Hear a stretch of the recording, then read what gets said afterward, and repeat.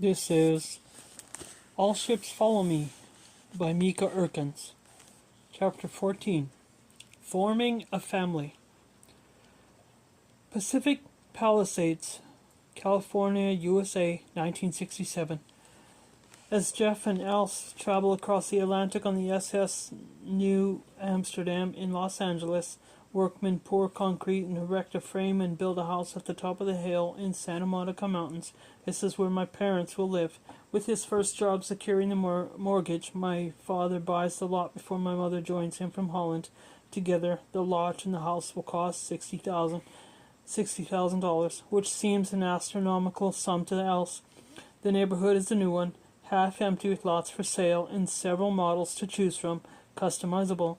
They choose a sprawling 25-foot square foot model, 2,500 square foot model, a mid-century modern bungalow with wide bay windows that look out over the city and the Pacific Ocean below. From the spacious background there is nearly 365-degree view, and the house is situated such that the neighbors can't be seen. In an equally spacious front yard, my parents plant a tree that grows massive over the years, its lowest branch worn smooth by all the children who know and love it, including me. Roses line the fences, and exuberant flowering bougainvillea bush frames the walkway to the house with a shower of fuchsia. By any account, it is a spectacular house, and in the home movies from their first years there, my mother looks happy. She is beautiful and her body is strong. I watch movies of my parents visiting Yellowstone, camping, going to Catalina Island together, dolphin surfing the waves next to the ferry. There's a palpable optimism in the images. My parents are living a new life in a new place that isn't marred by bombs or famine, and nobody that they know is identified as a traitor or an occupier. They believe they've left it all behind. But I've learned that while you leave places behind, you can't leave yourself behind. My father's driven to make his mark at work, and my mother finds herself at home on top of this mountain alone most days. She barely speaks English and doesn't know anyone there in her first years. She misses the Netherlands intensely. In later years, she describes her move to the United States as very lonely, something she never really got over. I grow up with an awareness of the palpable loneliness she has, living in a culture in which she always feels like an outsider. Sometimes she forgets where she is for a moment and says something to a neighbor in Dutch, shaking her head afterward like she needs to shake herself back into America. Oh, I'm sorry, I wasn't thinking. I often think that while her parents were jailed for their war activities, lost their voting rights, and were rejected by the community, my mother exiled herself. Her brother Rob, now living in New Zealand, writes me, maybe it isn't coincidence that the two youngest siblings are the ones who have gone overseas. There is something in that. I can't quite speak for your mother, but as for myself, I have always had a tendency to distance myself from my origins. It was especially Hanny, who eventually became the mother hen, who was unhappy with that. But here I am, intentionally or not, as the maximum possible distance from Alberdorn. In 1969, my brother Jelmer is born, and he becomes the vessel for my mother's hopes and desire for her purpose. He occupies much of my mother's time. There are hours of film of my brother as a baby. My mother is happy to have a child and writes effusively about him in letters back home to the Netherlands.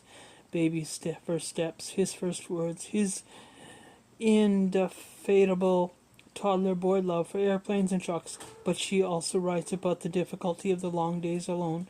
Now she tries to be content, washing clothes, clothing, cooking, cleaning. For many new mothers this is true. For a new immigrant it is doubly so. Her family is an ocean away. Her mother comes to visit for a couple of weeks, but it is an expensive and long trip. And when she leaves, my mother knows she won't see her again for a long time. Not until my birth, 3 years later, and my sister Bork's birth 3 years after that. Meanwhile, my father continues to spend long hours in the lab. When my parents married, my father's younger brother Kees warned my mother that my father would always be married to his work first and his family second, and this bears out to be a large extent. The focus on his work is evident throughout the whole marriage, such that he is still preoccupied with it today in his mid-80s. And while I believe that this dogged determination to succeed and focus on his own goals is a character my father was born with, I also believe that being in an internment camp by himself in extreme conditions from ages 11 to 14 strengthened this trait and made it very difficult for my father to learn how to focus on other people's needs. How could he know how to do that when for some of his most formative years, he learned day in, day out that focusing on others instead of himself meant death? My thoughts return to his friend who died broken-hearted in the camp, whose suitcase were filled with toys. Is it any wonder that my father continues to live in survival mode for the rest of his life? The ways in which the war traumas of my parents infiltrated the lives of my siblings and me are manifold and often quite subtle. As an adult, I often find myself connecting my parents' behaviors to their war trauma and connecting my own behaviors in psychology to theirs. My brother and sister and I were raised on a mountaintop in Los Angeles with odd Dutch names and speaking Dutch, while our grandparents and uncles and aunts and cousins all lived in the Netherlands. I wonder if it ever gave my parents pause to be raising their children in another culture apart from their families, if the concept of home, belonging are an illusion for them. Both of them were taken from their homes at a young age, sent to live in an internment camp and her children's home, respectfully, where they were treated poorly. Both of them were fiercely and angrily rejected by the communities and the places they considered home. My father fleeing Java as rebel fighters shot at him. My mother's family shunned as traitors and shouted down at as Foyt in the out in the streets, her home boarded up. My parents' decision to raise us in the United States made us outsiders to some degree, too. To be tribeless and feel like an outsider in two cultures caused me to cling to the one home I had, a tiny nation of 2,500 square feet on the top of a mountain, something that could not last. Of course, as we grew up, eventually my siblings and I would move away, the home would be sold, and I would feel perpetually homeless. The first years of our life in Pacific Palisades are idyllic. I watched the home movies taken then with great nostalgia. I can still feel and smell every part of that home in Los Angeles. The sandbox, the birthday parties on the back patio, the kiddie pool, our dog Ava, pedaling in the driveway on our big wheel, the camper with its vinyl glitter seats and musty scent. Sunlight filters through the bougainvillea under the pavement walkway in our garden. I lie there on a hot Los Angeles day, the smell of concrete steaming up through my nostrils, mixing with the specific smell of tar and volcanic pebbles around the roof. We have hosed down the roof to cool the house, and the water streams off the sides like a shower. My siblings and I put on our bathing suits and stand underneath the stream, then lie on the wet pavement in the sun to dry. I trace the lines running across the concrete, poke roly-poly pillbugs, then tiny armadillos that roll into the balls when my chubby fingers touch them. Blue-bellied lizards do push-ups on the brick retaining wall. There is a patch of grass worn away where we created home base for baseball games. The neighbor's dog Skipper barks. It's all here in the home movies. The bottle brush, the rabbit hutch my father built with the sign that says Bunny Hilton. The creased mountains and blue ocean backdrop locked in forever. In 1979, my father gets a contract in Iran, then an ally of the United States, to develop a laser isotope separation process for its nuclear program. We are going to leave behind the mountaintop home and move to Iran.